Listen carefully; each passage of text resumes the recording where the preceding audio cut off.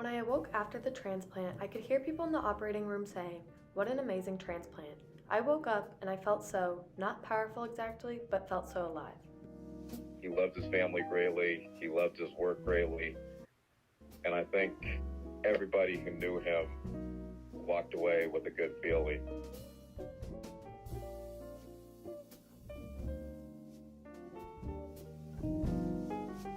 In 1954, one of the first African-American surgeons in the United States, Dr. Samuel Lee Kountz, pioneered life-saving advancements in the medical field when he discovered how to successfully perform organ transplants, thereby discovering a new frontier of modern medicine, saving countless lives and forging a future for African-American doctors. Life throughout the 20th century was an ongoing battle for African Americans. Although slavery was abolished by the 13th Amendment in 1865, racism and segregation still affected life in America. Racist practices granted white people better opportunities. Black ghettos consisting of impoverished neighborhoods with rundown homes sprang up in the first half of the 20th century due to increased housing prices.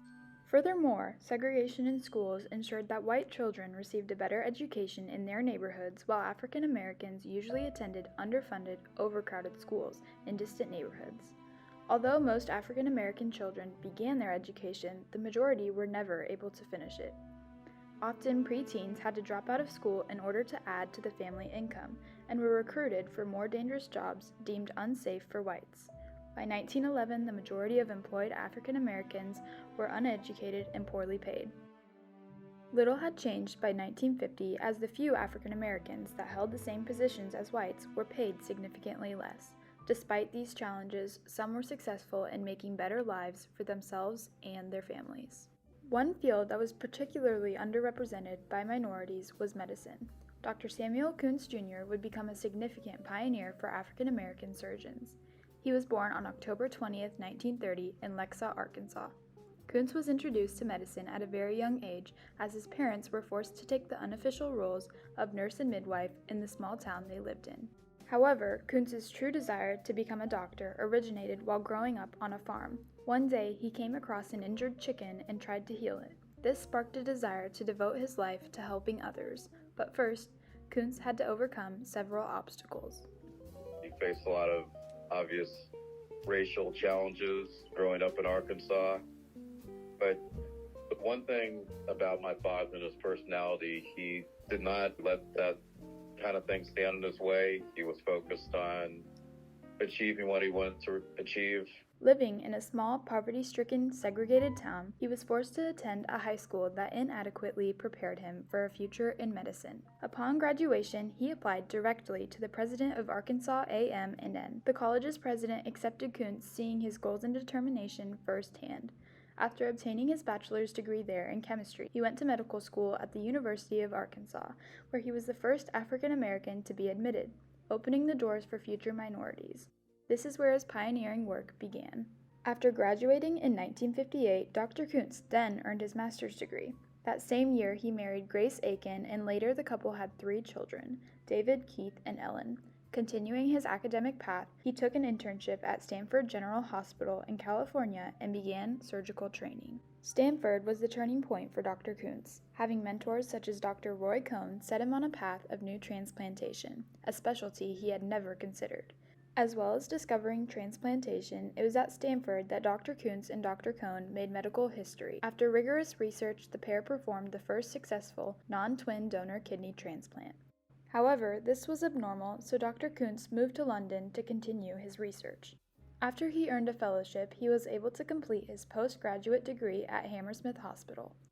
Dr. Kountz performed many experiments at Hammersmith, but soon moved back to Stanford after being offered the position of chief resident in the Department of Surgery. Using his research and the equipment made available to him at Stanford, Dr. Kountz discovered the effects of methylprednisolone. When blood flow dropped below a certain rate, this drug was able to stop organ rejection and vastly increase the percentage of surviving patients. This groundbreaking discovery made the New York Times headlines a year later. Due to its effectiveness, methylprednisolone and Dr. Kountz's research was used by subsequent medical professionals to improve the care of patients suffering from a variety of conditions. In order to spread his knowledge to foreign countries, Dr. Kountz temporarily moved to the Arab Republic of Egypt to take the role of a visiting Fulbright professor of surgery. While teaching, he also performed the first successful kidney transplant in the Middle East. His accomplishments ultimately allowed for further advancements in the organ transplantation frontier worldwide. Once he returned to California in 1967, Dr. Kountz left Stanford to become the Associate Professor of Surgery and Chief of the Kidney Transplant Service at the University of California, San Francisco. There, Dr. Kountz had the opportunity to work beside many brilliant physicians similar to himself, such as Dr. Volkert Belzer, a veteran of organ preservation research. Dr. Kountz joined Dr. Belzer and other researchers to create the Belzer Perfusion Preservation Machine, a machine capable of preserving kidneys and other organs for up to 50 hours, which increased the number of successfully used donations and allowed surgeons to transport donated organs. This machine was a remarkable advance in the transplantation frontier, which earned the University of California, San Francisco an internationally respected reputation. However, transplantations could not be successful without donated kidneys. Many civilians believed transplantation to be unethical and immoral, meaning they refused to donate. So, on February 26, 1975, Dr. Kountz went on the Today Show and performed a live kidney transplant. This resulted in a vast amount of changed minds and calls from people volunteering themselves to donate their organs. The increased donations were utilized as organs were now able to be better matched to the recipient's tissue types, lowering the chance of rejection on account of Dr. Kountz's prior achievements. Afterward, Dr. Kountz moved his family to New York and became the chairperson of the Department of Surgery at Downstate Medical Center in Brooklyn, and later the chief of general surgery at Kings County Hospital. By being near an impoverished area, Dr. Kountz improved the equality of healthcare for African Americans. After 4 years of aiding the people of Brooklyn, Dr. Kountz made medical history once again. He and his surgical team performed a successful kidney transplant on a 3-month-old, who became the world's smallest and youngest transplant patient. It can be said with every degree of certainty that his scholarly activities and research have identified him as one of the world leaders in renal transplantation. In 1977, Dr. Kountz went to South Africa to spread his transplant research. However, while there, he developed an undiagnosable disease. Over the next 4 years, he slowly began to lose brain function before passing away at the young age of 51. Dr. Kountz's hard work, dedication, and discoveries in the renal transplantation frontier have inspired the creation of awards in his name.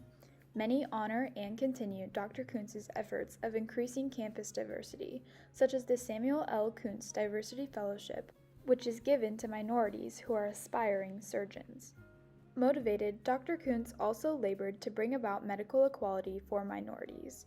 As a chairperson at New York Downstate Medical Center, he focused on bringing equality in medical care to urban areas like Brooklyn.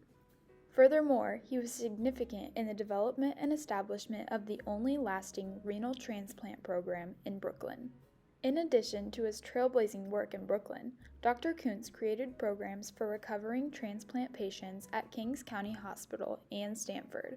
Apart from expanding a wide range of frontiers for African Americans and advancing crucial medical developments, Dr. Kountz created a lasting legacy with his respectable personality. People who knew Dr. Kountz benefited from his charisma and genuine nature, which made them feel cared for, regardless of their identity. Many awards honor Dr. Kountz's character, such as the Samuel L. Kountz Humanitarian Award. Since the 16th century, numerous researchers have experimented with organ transplants. However, Dr. Samuel Kountz, a trailblazing surgeon, truly modernized organ transplantation. His contributions helped revolutionize transplantation to become the routine surgery it is today, and in turn, saved countless lives.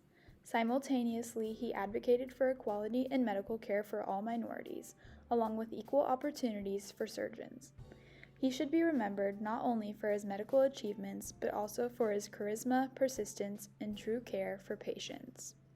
His legacy is of a pioneering scientist, a great man, a role model, a trailblazer, and somebody who should be an example for future generations to follow.